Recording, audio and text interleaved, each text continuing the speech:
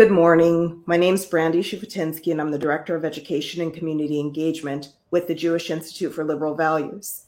Joining me today to discuss his new book, Classified: The Untold Story of Racial Classification in America, is Professor David Bernstein.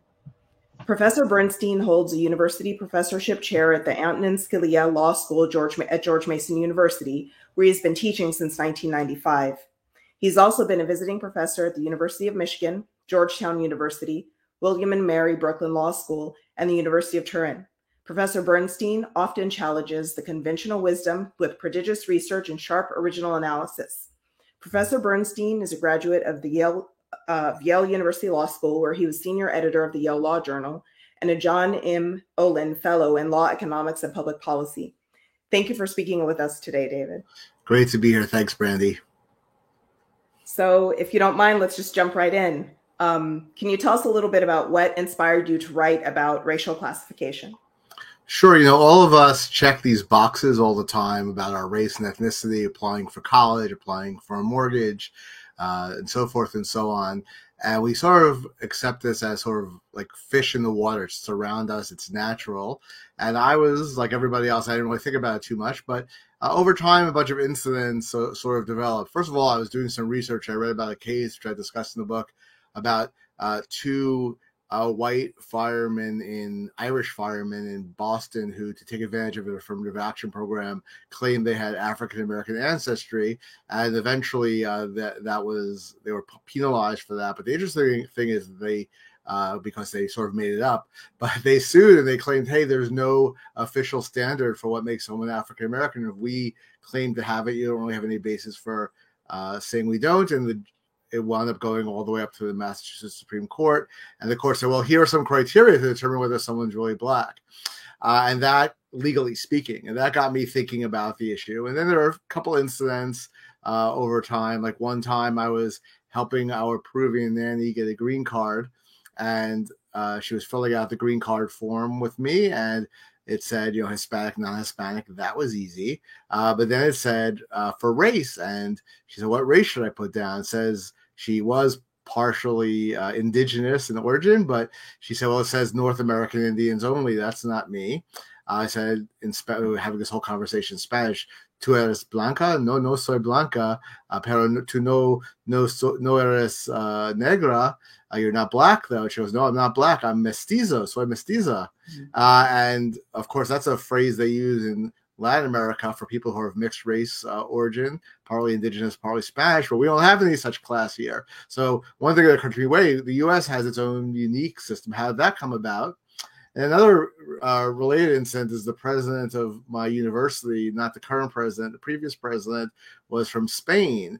And somehow he became like a representative of minorities in higher education, on the cover of like minority issues or in higher education or diversity issues in higher education. It's like, wait a second, he's basically a white guy from Spain. Why are people from Spain considered separately from Greeks or other Mediterranean Europeans or just Europeans in general? How did that come to pass?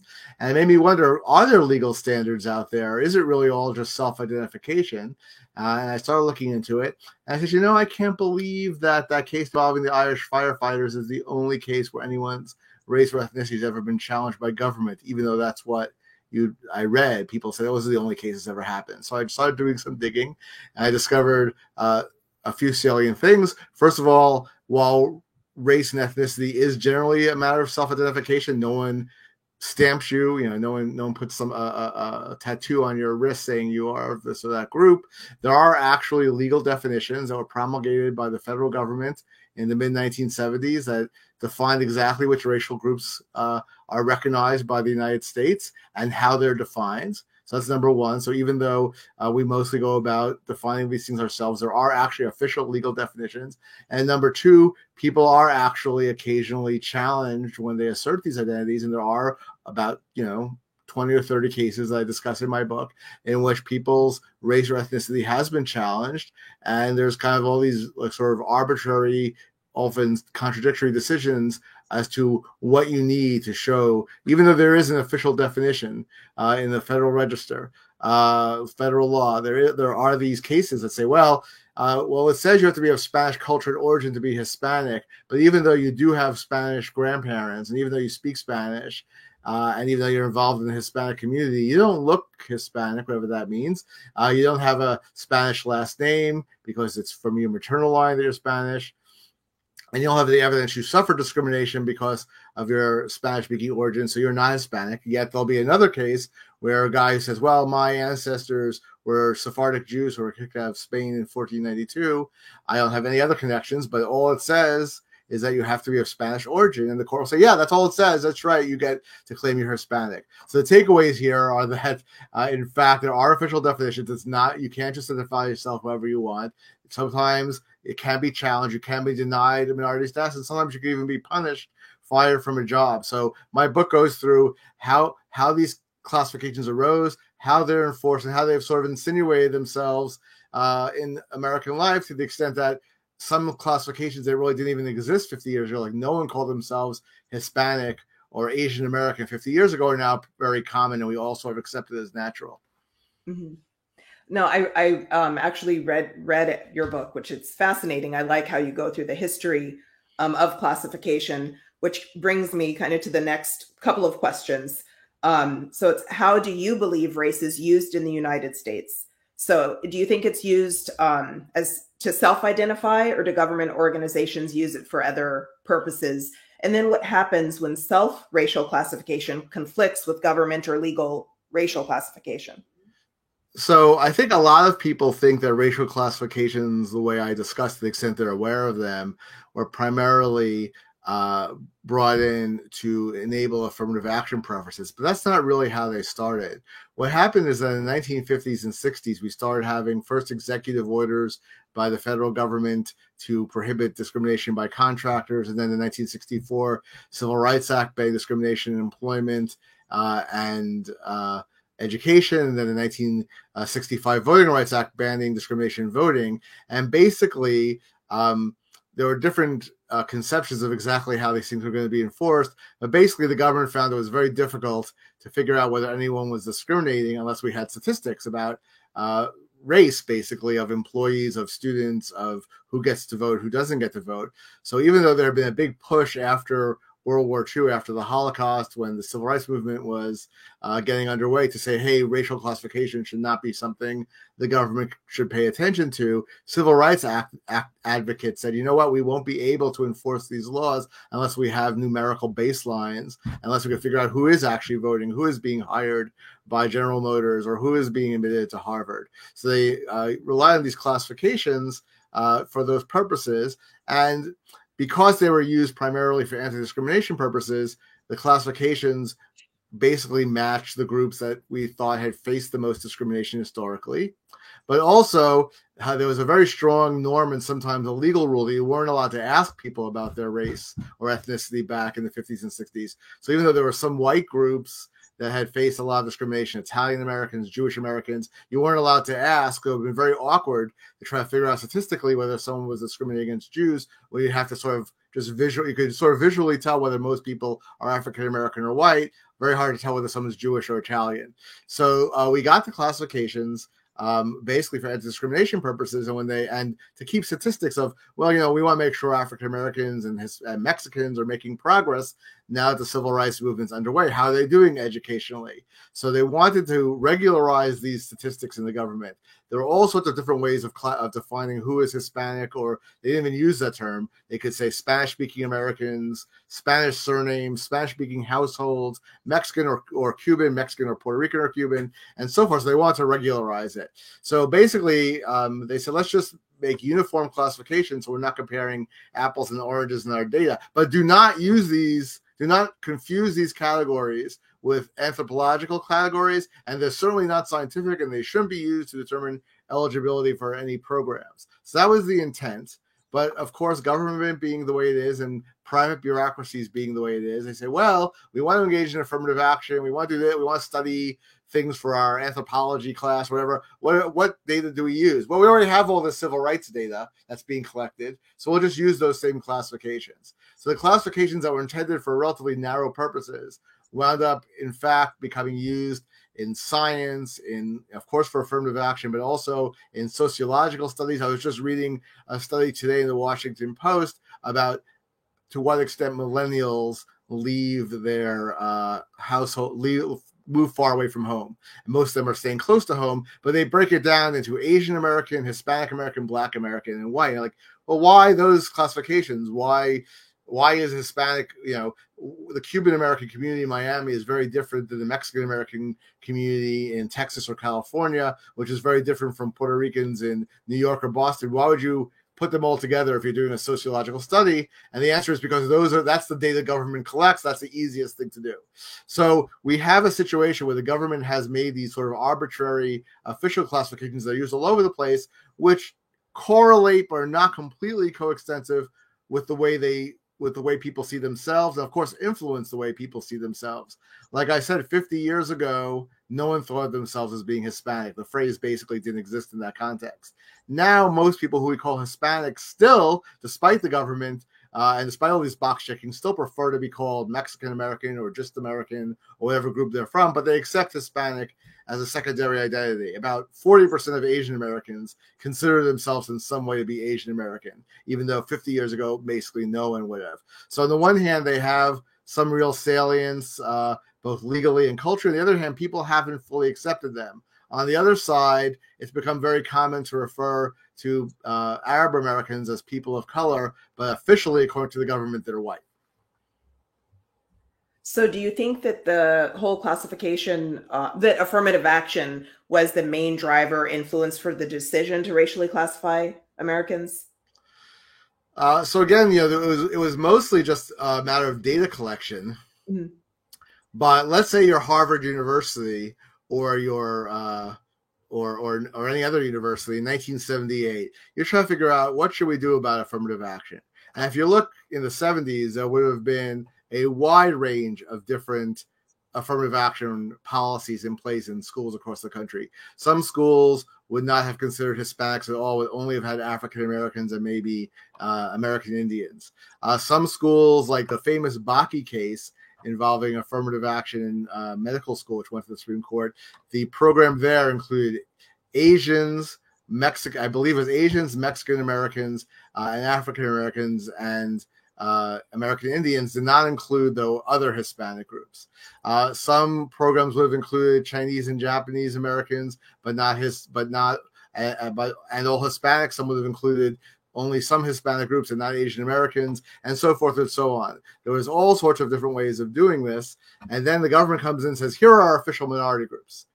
Now, you have to collect data. When you admit students, you have to ask them to check. Until today, my daughter's applying to college this year, so I've been looking over the applications. You have to check. Are you Black / African American? Are you Hispanic? Are you Native American? If so, what tribe? Are you Asian American? Or are you white? So these universities could have, in theory, come up with their own criteria for what constitutes diversity or what students we think especially should be recruited, but in fact, they just went with the government statistics.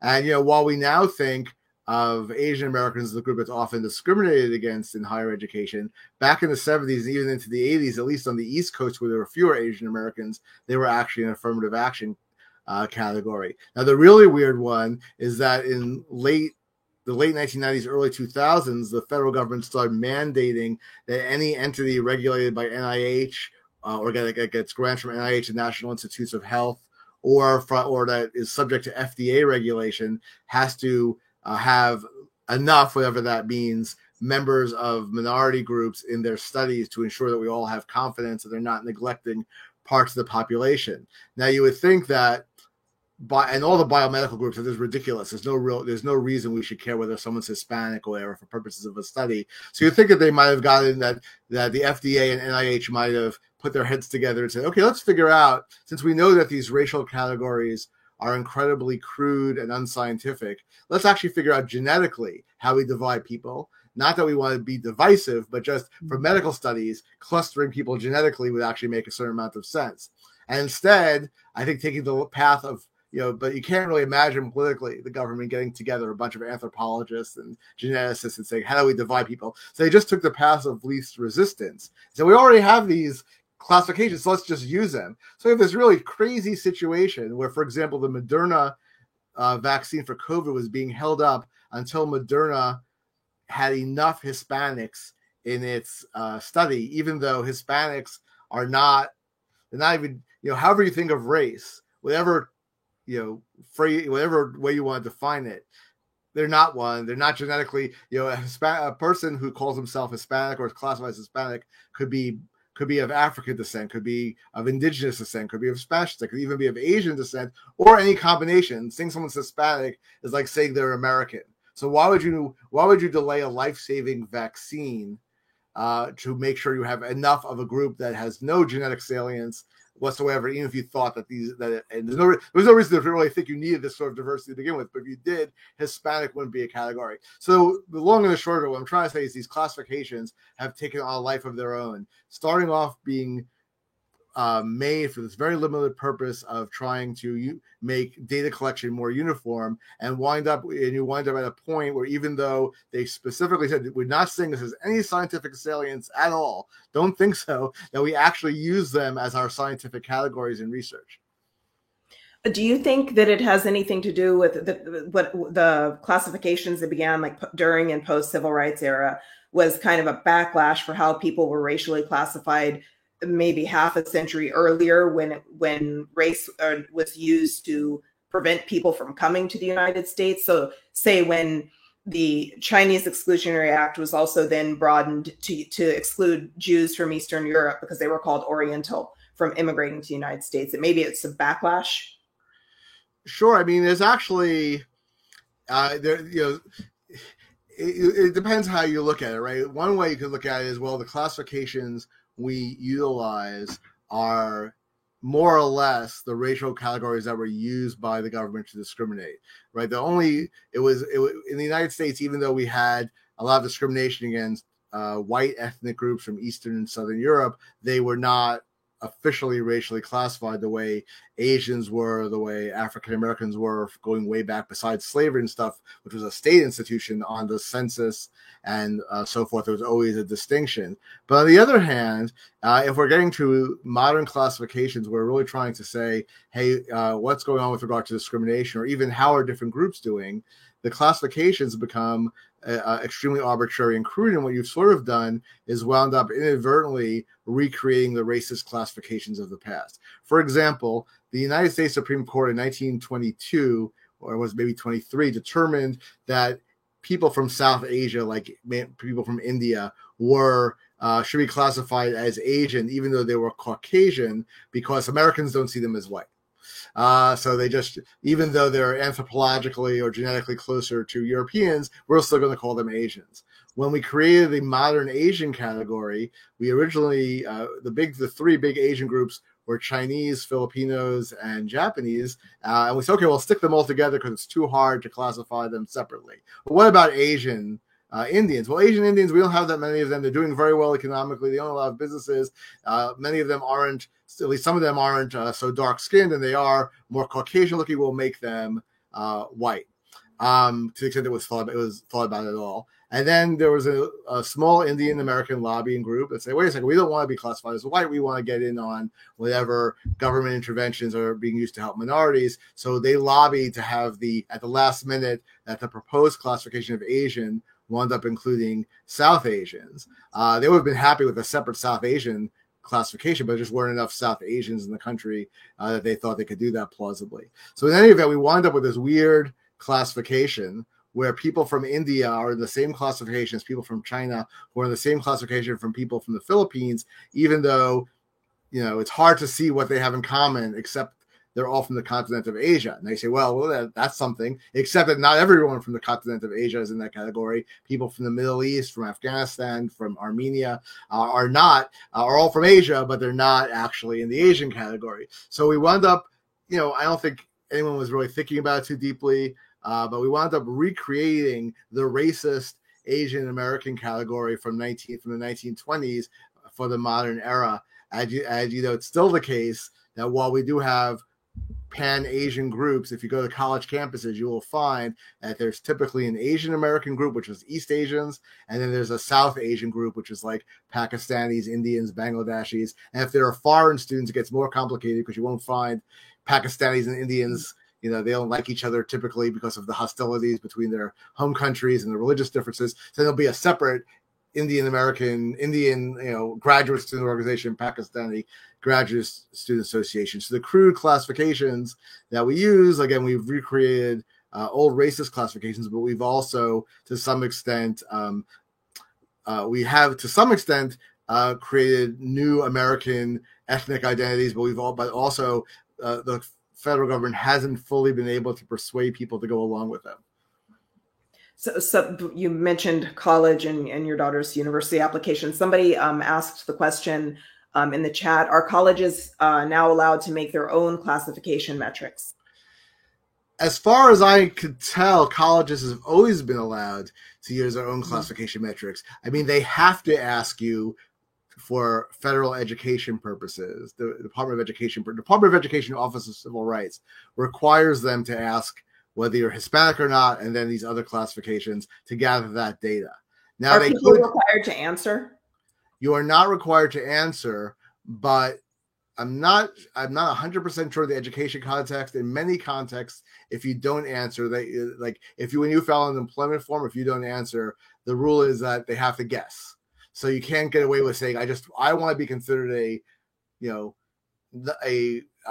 just as an individual. I don't want to be considered to have a race. I don't want you to treat me as a member of a racial group. You don't really have that option in practice because they're required to do that. But they could. I was actually just discussing this with somebody.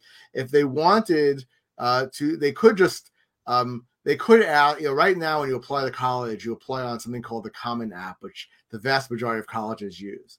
The Common App people could make an agreement with one or more universities to say, we will gather this data, ask people on the app what race and so forth they are, and you can report that information to the Department of Education, but then you could separately ask much more detailed questions or different questions about people's ethnic and other sorts of background. And if you're trying to pursue diversity, true diversity, rather than sort of arbitrary diversity, you could completely ignore the official statistics and use your own. I don't know of any university that's ever done anything along those lines. It's actually kind of interesting, right? Because the universities claim to and have to claim to legally that they're using this data for diversity, but it becomes very strange, as I mentioned in my book. Let's say you're University of Texas, and you right now have 1,000 Mexican American students and 1,000 Asian American students who you've admitted into your class. Now, of those 1,000 Hispanic students, 900 of them are Mexican American. Of the 1,000 Asian students, there are a combination of Chinese, Japanese, Korean, and Vietnamese and Indian. And then you have two new applicants who appear, and you're deciding which one should get the final slot in some program. One of them is Mexican American, and the other is a Hmong from Minnesota. You have no Hmong at University of Texas. You've never had any Hmong at University of Texas. You have already 900 Mexican Americans in your class. Anyone just looking at what the word diversity would mean outside of our weird affirmative action classifications would say, well, obviously, University of Texas becomes more diverse if they accept their first Hmong and if they accept their 901st Mexican American. But that's not the way it works in practice. In practice, diversity just means we have more Hispanics. And maybe fewer Asians because they're quote unquote overrepresented. So in the end, even though we already have 900 Mexican Americans and you only have one Hmong, no Hmong, the Hmong is just put into the broad general Asian category. And we have enough of those. We don't need any more, but we could use some more Mexican Americans for diversity. So in a situation like that, the quest for diversity actually makes the university less diverse. So I've seen in some applications, college applications, my oldest two sons, I've been through what you're going through with your daughter now already. So it'll be fun times for you. But I remember one of the questions asking if they're first generation to attend university, and seeing that question asked on a few different applications. And I wonder if it's to address what you just pointed out, like trying to get to a more like a deeper version of diversity versus just kind of surface level racial categories or color based racial categories that don't necessarily mean anything. Have you Yeah, seen that I question? have, and I've even seen University of Chicago. I noticed has a $2,000 scholarship you get automatically if you're a first generation Mhm. college student. And I think to their credit, um, colleges could be elite colleges in particular could be justly accused even in the affirmative action era of essentially reproducing hierarchy, as the left would say, my friends on the left would say, that whatever they're doing with regard to racial preferences or ethnic preferences, basically their classes have historically been, even recently, very heavily weighted towards upper middle class and upper class families that have the educational and other resources to really pursue higher education. And to their credit, some universities have really tried to address that by really expanding how much financial aid they're giving to working class families. Poor families always sort of got something close to a free ride, but now I think if your family makes less than $125,000 a year, you get to go to Stanford for free. I think Harvard is more like 85,000. So there, and the first generation thing is also addressing that. Although again, if you're asking me, I mean, this could be a little crude because there may be someone whose dad moved here from Moldova and started a plumbing supply company is worth millions of dollars, and now he's sending his kid to college. He's a first generation, Mhm. but he may be a lot better off in a whole variety of ways than someone whose mom went to college, graduated State U, got divorced when got pregnant, got divorced when she was 23, and has been struggling, economically ever since. So, any kind of classification is going to have on the margins some room for error or for counterproductivity, but the general thrust of the first generation thing is like, hey, if we want diversity, we shouldn't just be looking at these official classifications, but also looking at socioeconomic diversity. I would argue, other sorts of diversity as well would make a class more interesting. I think that's sort of a step in the right direction in that sense. Okay. Somebody commented that, and I believe I know this person who commented it, and he's a professor of anthropology, that an example that he uses in class about racial classification in the US is how the eyeball test was used with the application of the Dawes rolls from 1898 to 1907. And the Dawes rolls was, well, I don't know if you want to address that comment. Yeah, so there's a lot, the history of American Indians and how they were classified or not is fascinating. I have a chapter on Native Americans. I should say that in federal law, they're generally called American Indians. So whatever your preferred term is, I'm going to actually use American Indians because that's the official legal classification. And like everything else, it was easy if you were living on a tribe on a tribal reservation in an accessible area. It's kind of easy to figure out who is Indian, but otherwise, there are all sorts of different ways historically that people have determined who is an Indian. And American Indians, unlike say African Americans, are a really interesting case because there was not a one drop rule. One thing I learned, I was visiting Barrow, Alaska, where Will Rogers, which is the very northern, on the Arctic Ocean, very northern tip of Alaska, and there's a little memorial to Will Rogers, who apparently died in a plane crash there. And Will Rogers, of course, classic, humorist, all around, all American guy. Turns out he was 3/8 Native American. So it's a very different situation. But basically, if you were part white, part American Indian, but you were sort of assimilated, you could pass, or I don't know, it's not really called passing. You were 5/8 white, but you could be considered white within the community. Whereas if you're African American and people knew you had that ancestry, it was much more difficult. But in any event, today the interesting thing is that there are all sorts of federal laws out there benefiting and sometimes not benefiting American Indians. And every law, I should say every law has its own definition, but there are a lot of different ways of defining who counts as an American Indian of the federal law. There is the most weird one to me. You have to be of 1/4 Indian blood quantum. That means you have to be 1/4, descended genetically of a Native American. And this was pretty shocking to me. The federal government actually issues certificates of blood quantum. And the Bureau of Indian Affairs recognizes that you, David Bernstein, if this was true, is 1/4 Indian blood quantum, and you could show that to the Bureau of Indian Affairs to get certain benefits. There is the test: are you a member of a tribe?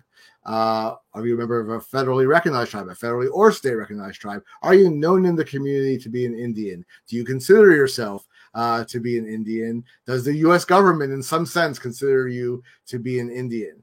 And sometimes it's either or, but you could definitely be an American Indian under federal law for one purpose and not for others. And I think the most interesting hypothetical here is there are some tribes that require you to have paternal ancestry and some that require you to have maternal ancestry.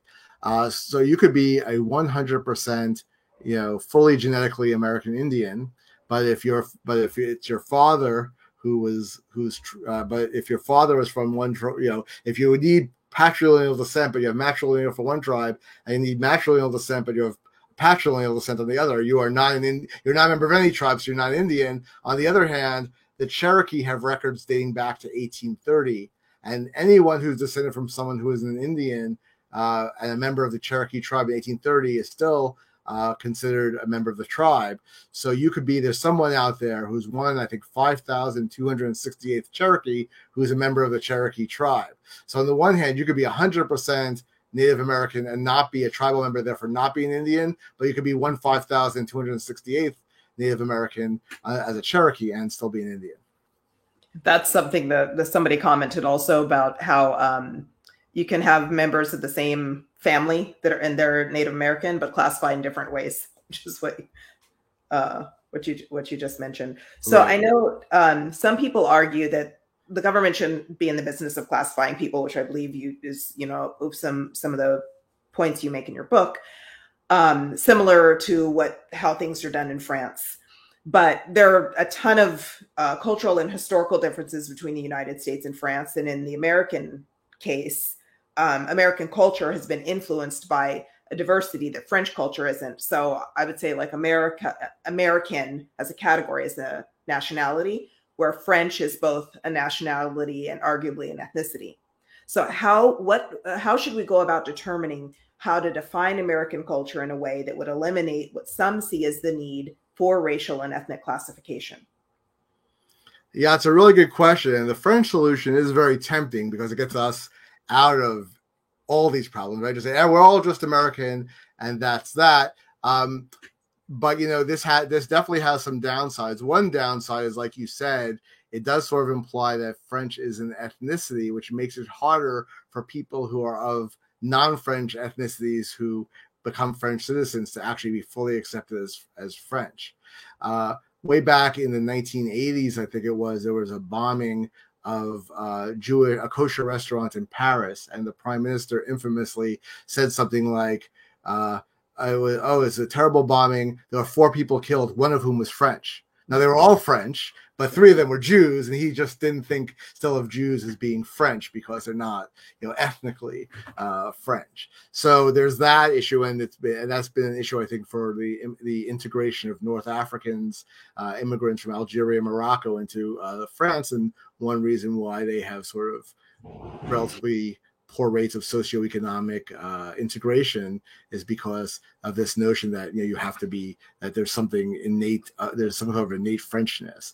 The other issue is, and it's related, is that if you don't consider people's race and ethnicity, if there is a real problem out there regarding a particular group for whatever reason, you are intentionally really oblivious to it. So again, 2 examples from France, again, one involving Jews, one involving North African Muslims. The Jewish community, there has been rising violent anti-Semitism in France. It's primarily North African Jews who are being subject to violence by North African Muslim immigrants and their descendants. But for a long time, when Jews were complaining of this rise in anti-Semitism, asking the French government to do something about it, the French government said, "Oh well, there isn't that much violence against people by the North African community against French people. We're not going to, even though if you considered only the Jewish perspective, they were being subject to a tremendous amount of violence per capita. But if you just consider them part of the French polity, the French it wasn't that much of a problem. So the government sort of denied there was a problem when there obviously was one.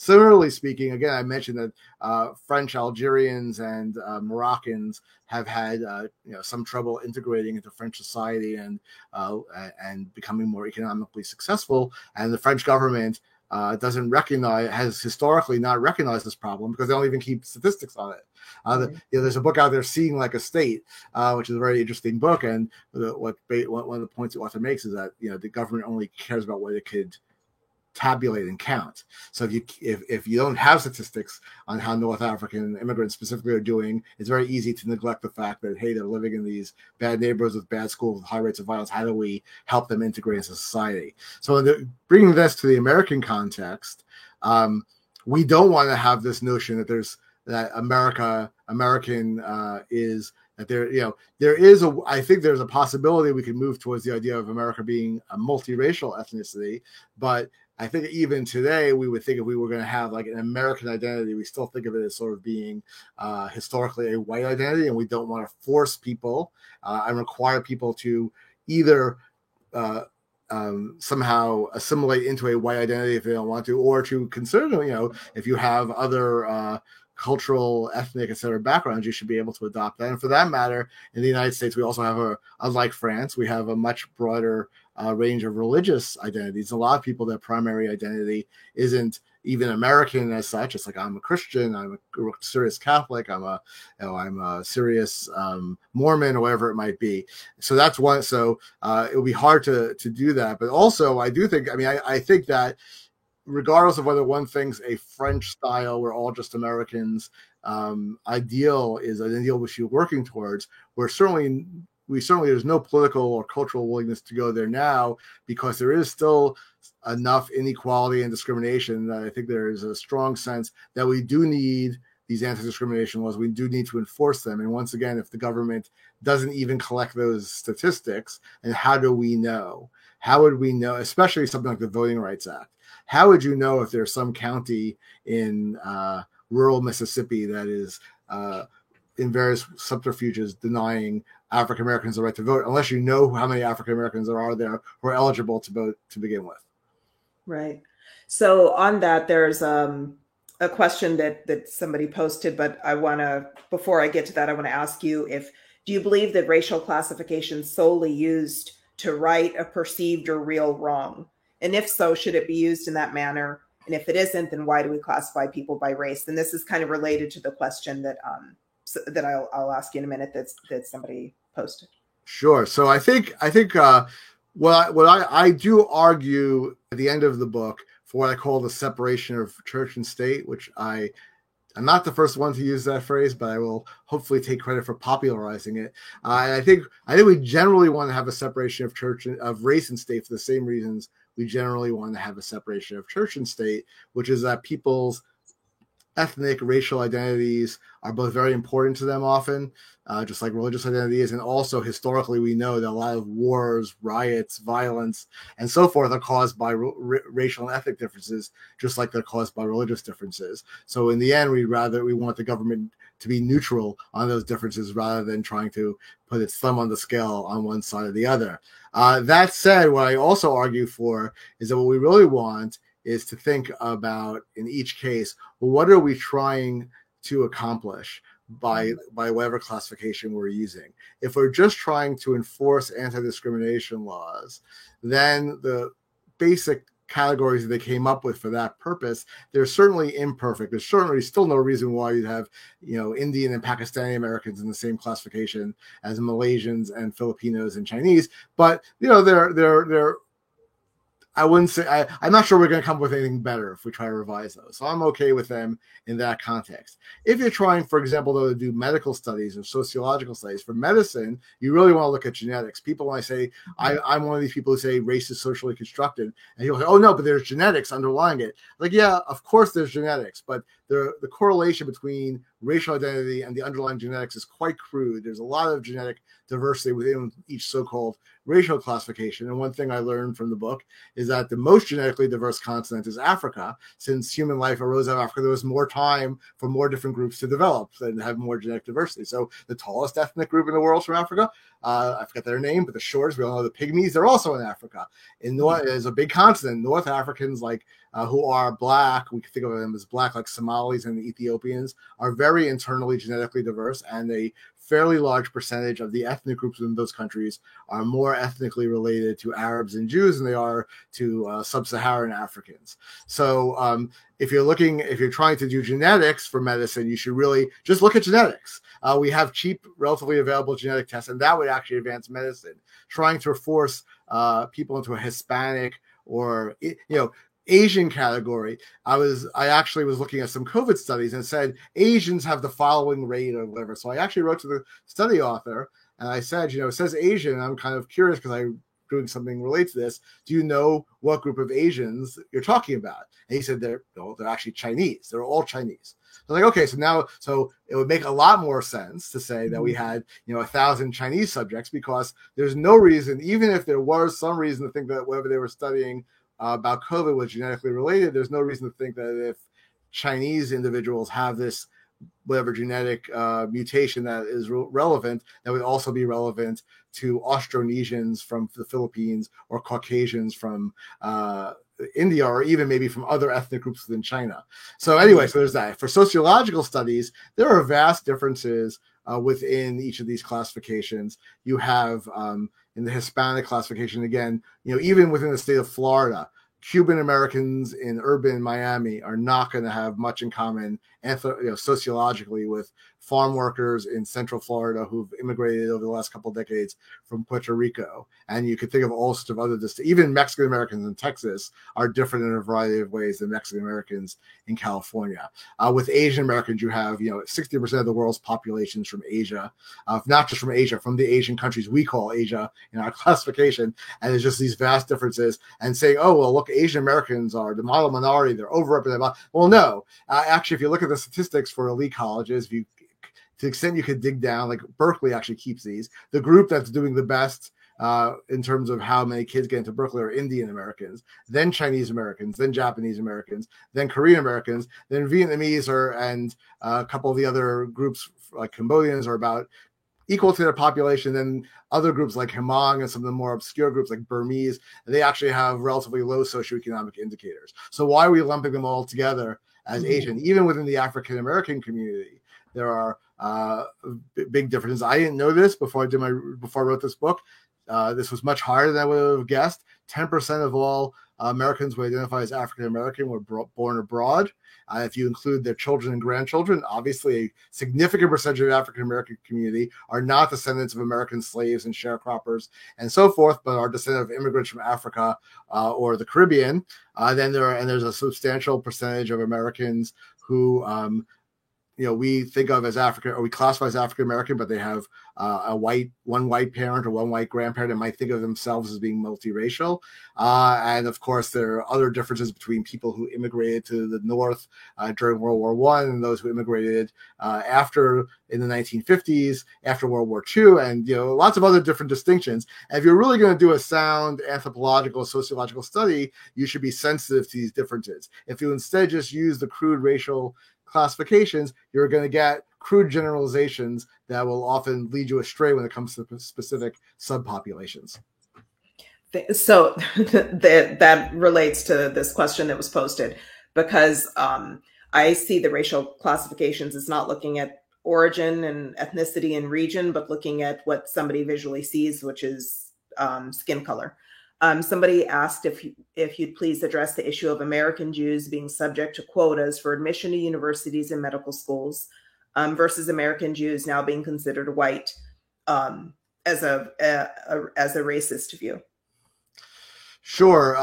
So the Jewish story is kind of interesting. American Jews never wanted to be classified separately than the general population. And the general population, basically, we have to keep in mind that for the most part, we had black and white in the United States historically. We had a small, even as late as like 1970, the Asian American population was around 1%. There was about 5% of what we would now call Hispanics, but historically, the federal government at least considered Mexican Americans and other Hispanics to be white.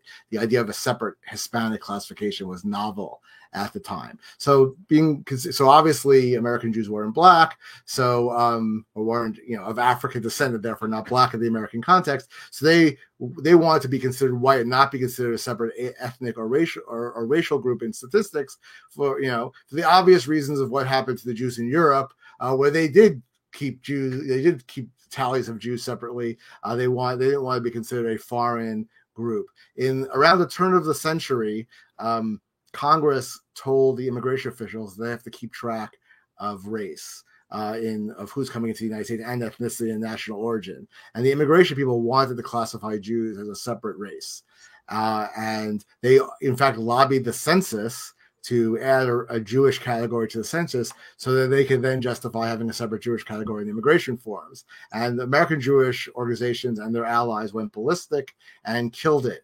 And the reason the immigration officials wanted to say, well, look, most of the Jews who come from Eastern Europe speak Yiddish. They're sort of a different culture. We should denote them separately from like other Polish people or other Polish immigrants or other Czech immigrants. And the compromise that was eventually reached was that they did do it by mother tongue, and they put Jews down as Hebrews often, but they were not, but then they would just go into the white classification. Nevertheless, this is something that it's very hard for me to get across, because especially to young people, because young people seem to believe that that there's a black-white binary, and either you are not considered white and therefore discriminated against, or you are white and not discriminated against, because whites have all the privilege. Nevertheless, there was a tremendous amount of discrimination against Jews among other ethnic groups. There was also a lot of discrimination against Italian Americans earlier, against Irish people, against Poles, and the fact that they were considered to be white and classified as white, and that the vast majority of Americans would have identified them as white, and they were legally always white. They could always, marry other whites in laws in states that banned that. Does not mean that they weren't subject to a lot of discrimination. Jews were banned from social organizations. They found it almost impossible to get jobs in certain industries like insurance and banking, and among others. It's one reason why Jews sort of started Hollywood, because that was a new industry, so there weren't barriers. There were quotas at universities and so forth. And it wasn't really until, even as late as when I was in law school in the 1980s, I wouldn't say there was any more discrimination against Jewish law students in elite law firms, but there were still some white law firms that were known as the historically WASP law firms. In other words, they didn't take Jews in the past, even though they were doing it now. So the problem is, again, that the young people, I don't know what goes on in university classrooms these days, but young people have been convinced that you're either white and have privilege, or you're not white and don't have privilege. And since Jews have always been considered white, that means they were always privileged. And since privilege is then associated with high socioeconomic success, since Jews are more socioeconomically successful than other white ethnics, they are not only white, they're like uber white. So Jews are not just white people, but they are actually more white than they are even more privileged than the average white person. And there's one guy I know who was at Princeton, and he got in trouble when he was at Princeton. So yeah, my grandmother was really privileged when she survived Auschwitz, and everyone's like, oh, you don't really understand. Well, yeah, in the United States he's fine, but if we're going to go by his history, that's pretty close history. So in any event, this goes a little bit beyond the scope of my book, but something I am interested in, which is that this notion that socioeconomic success is both determined by how much discrimination you face in society and how much you're part of the elite. It's just not. It's just not empirically true. Some discriminate against minority groups nevertheless do better socioeconomically, and sometimes the discrimination in some ways makes them closer knit and gives them some advantages. Therefore, because there are also, I'm not a sociologist, there are also sociological reasons. But this notion that if a group is doing well socioeconomically, it must be because they're oppressing somebody else is actually, I think, if not creating a lot of anti-Semitism among the woke students at college and so forth, it's at least making them insensitive to anti-Semitism. They understand, well, if Jews are economically successful, how could they be threatened or under pressure in any way. And I say, well, does your church or house of worship have a police car in front of it every week? When you send your kids to when I send my kids to a Jewish day school, they have to have a security guard and truck bomb barriers. It's just, maybe, okay, is that my privilege, right? So I'm not, and I think trying to just compare, it's like, well, but you haven't suffered the way Africa. We haven't had 300 years of slavery, Jim Crow, and so forth. But it's not a contest. Each group has its own history and its own challenges to face, and the fact that African Americans are undoubtedly, along with Native Americans, the group that faced the most state violence and private conspiracy against them, doesn't mean that there aren't also other groups that have struggled in their own ways. So, there's an article written by Pamela Paresky, Critical Race Theory and the Hyper-White Jew, and in it she discusses this, how when being white was a good thing, Jews weren't white. And now that being white is considered oppressive, or you're an oppressor, Jews are like hyper white, like you mentioned. It's a great article if you haven't read it. But and you could say the same thing, at a time when sort of white ethnic nationalism, or wasn't really like local ethnic nationalisms in Europe were all the rage. Then Jews were foreign Asiatics, but when Jews resettle in Israel, now all of a sudden they're the whites oppressing the people of color. Unfortunately, Jews are this is the morphability of anti-Semitism, that the communists say the Jews are responsible for capitalism, the capitalists say the Jews are responsible for communism. We can go on and on about that. It's really not the subject of my book, but it's certainly related and something that I certainly have an interest in as well. Yeah. Someone asked for your email to continue the conversation, and I know this person, so you can let me know if it's good to send or if you want to. Sure. Actually, anyone who's listening who wants to correspond further or so forth, you could feel free to shoot me an email. It's my first initial D and my last name Bernstein, but it's one of these old emails from 30 years ago. So it doesn't have it's only eight characters. So D Bernstein without the IN at gmu.edu, George Mason University.edu. All right, great, thank you. All right, I just want to say thank you for being with us here. The book is excellent. I think anytime a book leaves me with more questions than concrete answers, I give it a 2 thumbs up. It's fascinating. And I have one last question to ask you.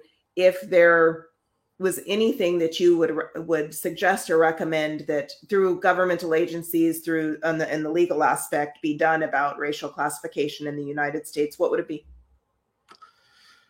So I would... the single one that I find most troubling and worrisome for the future is I would abolish entirely the use of racial classification in medicine. The usefulness of these classifications is grossly exaggerated, and the dangers of both retarding better research based on genetics, but also causing racial tensions, social tensions. During the COVID period, there were local governments that were giving preference to designated groups for vaccines. There's an argument that they should get a preference in treatment. It's against the Hippocratic Oath to not just treat people based on their medical condition, based on some arbitrary ethnic or racial criteria. But the good news is that maybe everyone will just start lying about their race, and that will undermine it. I would, frankly, if you tell me, you can either get treated right now for your heart attack if you put down that you're Hispanic, or wait, 2 hours and you may be dead by then. I know what I'm doing. So it could undermine the system, but it's really, this is like, even though it's well-intentioned, it's like Mengele level stuff to have the government start deciding who's worthy of medical treatment based on race and ethnicity.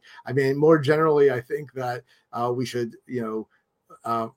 really think about why we're using these classifications and what the purpose serves. In almost all cases, other than maybe this basic data collection for discrimination, using race is not the best way of doing it. If using race was the racial classifications we happen to use are sufficiently arbitrary that I still wouldn't use them. And then I say, in the affirmative action context, a lot, despite all the talk about diversity, in higher education that was mandated by the Supreme Court, the underlying justification is still primarily, look, we really feel that African Americans were historically excluded from mainstream American life, but we want to make sure that they are also represented in elite institutions and have that opportunity that previous generations were denied. And if that's what you want to do, you could, as I suggest in the book, you could actually limit the classification to what some folks call ADOS, which is American Descendants of Slaves, and target it there. And then it's no longer really a racial classification. If you're the son of the Nigerian ambassador to the United States, you go to American high school, decide to stay here, you're not eligible just because you're black.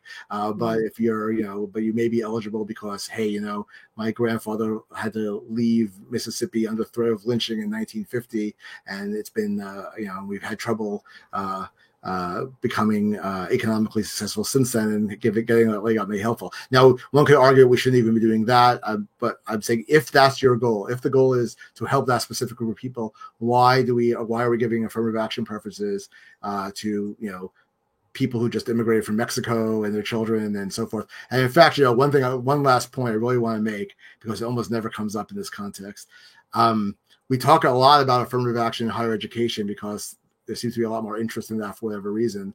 But many, many, many billions of dollars of government contracts are also subject to various kinds of preferences. And unlike in higher education, there's no distinction between groups made at all. There's no like broader preference for this group or that group. If you are a member of any of the designated groups, you get exactly the same preference as any member of any of the groups. So if you are the child of an Indian engineer who went to MIT, and is, you live in a fancy suburb and went to private schools, you get the exact same preference as someone whose ancestors were enslaved in the United States and subject to Jim Crow and whatnot. And in fact, while it's really hard to get firm statistics, I would guess that, educated guess, very less than 20% of the preferences in government contracts are actually going to African Americans, even though African Americans were really their original intended primary beneficiaries. And again, one could argue back and forth about to what extent the government should be in this sort of business at all. But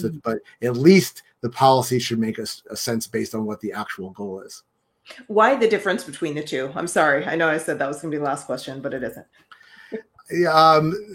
In higher education, you're required to, it's part of a broader process where you're trying to create a class of diverse group of people. Plus, the Supreme Court has said, and that's the only acceptable rationale for diversity for affirmative action in higher education. So, in that sense, you want to have enough of each group. If African Americans are on average have lower SAT scores than Hispanic Americans, to get a representation of both groups, you're going to have to give a higher preference to African Americans. For the contracting context, the idea is contracting's been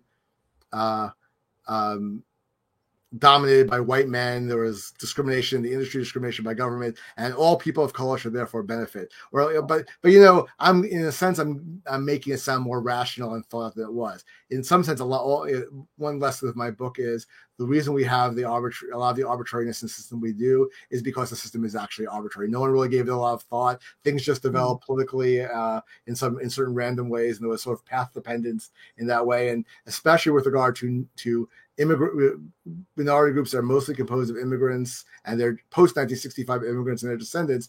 Back in the 70s, when these policies were being made, there were a lot fewer of them, and people really they're really focusing on the black-white divide. And a lot of the policies that were instituted for the other groups were made haphazardly without really thinking much about it, because that wasn't where the political action was. Okay. Well, thank you so much. Thanks, David. Thank you, Brandy, for having me. So great.